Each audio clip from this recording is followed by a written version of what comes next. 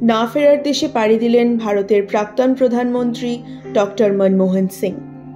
তাঁর প্রয়াণে 7 দিনের রাষ্ট্রীয় শোক ঘোষণা করা হয়েছে।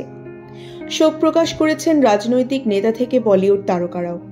অ্যাক্টর কমেডিয়ান কপিল শর্মা তাঁর সাথে কাটানো এক কথোপকথনের মুহূর্ত সোশ্যাল মিডিয়াতে শেয়ার করেন।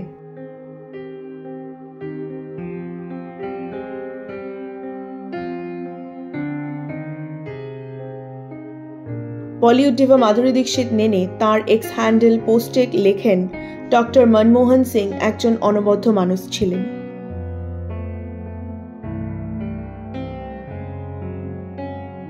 তার মৃত্যুর খবরে আমি খুবই দুঃখিত।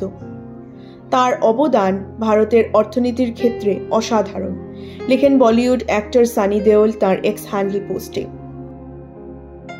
সিঙ্গার অ্যাক্টর দিলজিৎ দোসাঞ্জ তার সোশ্যাল মিডিয়ায় শোক প্রকাশ করে লেখেন, ও ওয়াইগুরু। অ্যাক্ট্রেস স্বরা ভাস্করও তাঁর লিডারশিপের কথা লিখে এক্স হ্যান্ডেলে পোস্ট করেন। অ্যাক্ট্রেস জেনেলিয়া দেশমুখ নিজের এক্স হ্যান্ডেলে লিখলেন, ভারতের প্রতি তাঁর অনেক অবদান এবং তিনি একজন সত্যিকারের দেশপ্রেমী।